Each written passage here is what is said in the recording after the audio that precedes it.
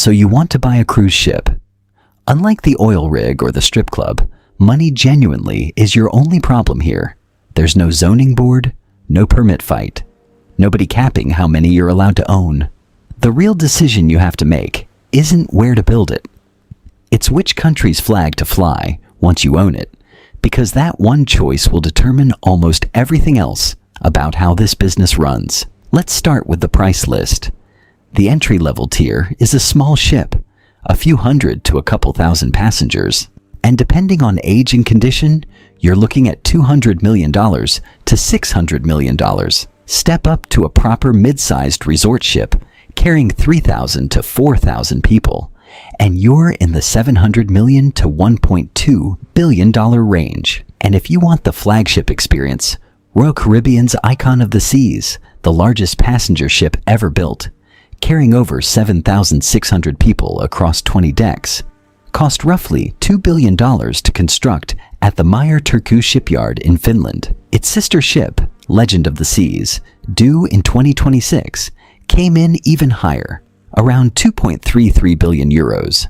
There are 3 ways to get one. First, order new from one of the handful of yards that actually build ships this size: Meyer Turku in Finland, Fincantieri in Italy, Chantier de l'Atlantique in France, and then wait, because Icon-class ships took nearly 2.5 years of construction after 7 years of design work. Second, buy second-hand. Cruise lines regularly sell off older tonnage as they take delivery of newer ships, and post-pandemic, distressed operators offloaded vessels at a fraction of build cost just to cut fixed costs. Or third, and this is genuinely unique to shipping, you don't have to buy a whole company to own a piece of this business. Carnival Corporation, Royal Caribbean Group, and Norwegian Cruise Line Holdings are all publicly traded and together control roughly 3/4 of the global market. Now, the first real decision as an owner, and it isn't about the ship at all, it's about the flag on the back of it. You will not register your new $2 billion asset in the United States. You'll register it in Panama, Liberia, the Bahamas, or Malta, the way Carnival, Royal Caribbean, and Norwegian all already do. This is called a flag of convenience, and it means your ship is legally governed by whichever of those countries you pick, rather than by the country your passengers boarded in. Between 2011 and 2015, Carnival reported $7.29 billion in net profits and paid just $44 million in U.S. taxes, an effective rate under 1%. Major cruise lines as a group pay an average tax rate of roughly 0.8% against a 21% U.S. corporate rate. The flag also determines whose labor law, safety code, and minimum wage apply to your crew, which is precisely why cruise lines pick these countries and not their own. And that flag choice has a consequence most passengers never notice, but every owner has to plan around. A 19th century American law called the Passenger Vessel Services Act bans any foreign-flagged ship from carrying passengers directly between 2 U.S. ports.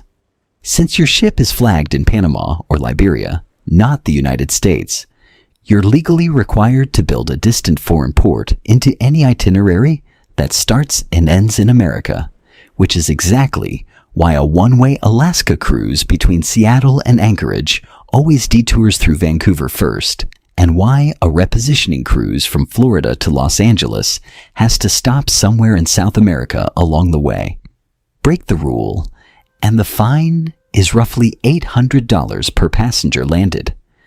There is exactly one large cruise ship in the world exempt from this, Norwegian's Pride of America, which sails Hawaii year-round without ever leaving U.S. waters, because it's the only major vessel actually registered in the United States, built partly in Mississippi, crewed mostly by Americans, and consequently far more expensive to run than anything flying a flag of convenience.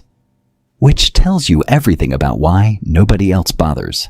Okay, the ship is yours, registered, painted, ready to sail. Now the running costs. Fuel is the single biggest line item, typically 25 to 30% of total operating costs, and Carnival alone spent $1.8 billion on fuel in a single recent year, despite investing heavily in LNG-powered ships to cut that number down. Payroll runs around 13% of costs, and the crew themselves are paid on a scale that would be illegal for most other companies flying an American or European flag. Waiters and bar staff typically earn $1,200 to $2,600 a month base pay, topped up by pooled gratuities, while an executive chef might clear $6,000 a month and the captain sets in six figures. Contracts run 4 to 9 months at a time, 7 days a week, and most of that crew comes from the Philippines, Indonesia, India, and Eastern Europe. Hired through manning agencies, often registered in tax havens themselves, which is how one British cruise line was able to legally pay Indian waiters 75 pence an hour, 8 times below the UK minimum wage, before a labor dispute forced the issue into the press. Add port fees, typically $4 to $15 per passenger per port call, dry dock maintenance every few years that can run into the tens of millions, hull insurance and protection and indemnity coverage, for the one thing every cruise line prays never happens. Put it together, and a mid-sized ship burns through hundreds of thousands of dollars a day just sailing empty. So, how do you actually make money on a boat that expensive? This is where the business gets genuinely strange. In almost the exact same way the strip club and the cemetery did, the ticket you sell the passenger is basically a loss leader. On average, the base fare accounts for roughly 62 to 69% of total revenue. But it carries a gross margin of only 20 to 30% once you subtract fuel, crew, and port costs. The real profit sits in the remaining 30 to 38%. Everything the passenger buys once they're trapped at sea with nowhere else to spend it. Drink packages, specialty dining, spa treatments, art auctions, Wi-Fi, shore excursions, and the casino, which is typically the single largest onboard profit center after food and beverage, and only operates once the ship clears into international waters, legally sidestepping the gambling laws of whatever country it just left. That onboard spending carries a gross margin north of 70%, more than double what the ticket itself makes. Cruise lines will deliberately overbook a ship to 105 or 110% capacity at a barely profitable fare, because the entire model depends on maximizing how many captive wallets are on deck once the real selling starts. The same logic now extends off the ship entirely.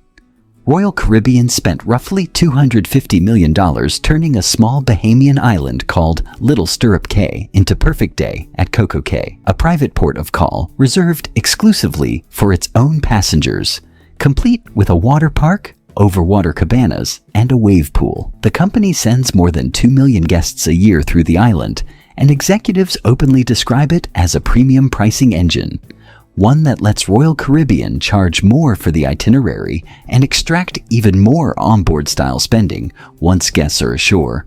On land, the cruise line itself owns and controls. It's now expanding the model into Mexico, having paid $292 million just for the land. A private island, in other words, is simply the casino strategy applied to a beach. A captive audience with nowhere else to go, except now you also own the real estate. For decades, this model looked bulletproof, and then, on January 13, 2012, the Costa Concordia struck a rock off the Italian island of Giglio and rolled onto its side, killing 32 people. The ship had cost roughly $570 million to build in 2006. Salvaging it, righting it, towing it to Genoa, and scrapping it took over 5 years and cost close to $2 billion, more than 3 times what it cost to build in the first place, plus another $95 million in compensation, paid out to over 3,500 survivors, crew, and families. Scrapping the wreck for steel recovered about $42 million against a salvage bill of roughly $1.2 billion.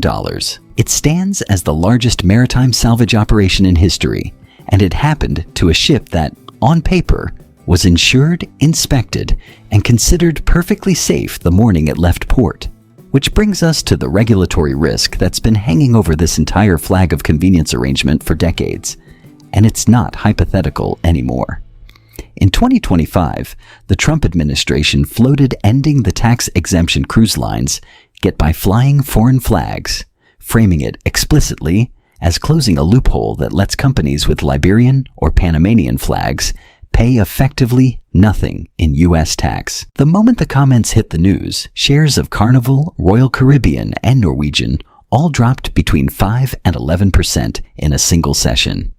The industry's own trade association pushed back immediately, insisting the lines already pay substantial port fees and local taxes, and a nearly identical reform attempt failed back in 2017. But the message to any prospective owner is clear.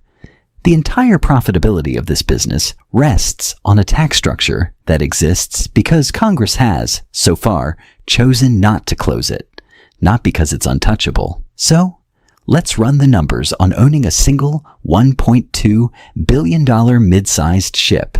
Optimistic scenario, you're flagged in Panama, paying close to nothing in corporate tax. Fuel prices stay manageable. You're running at 105% occupancy on every sailing, and onboard spend comes in strong. Revenue across a full year of sailings lands around $500 million.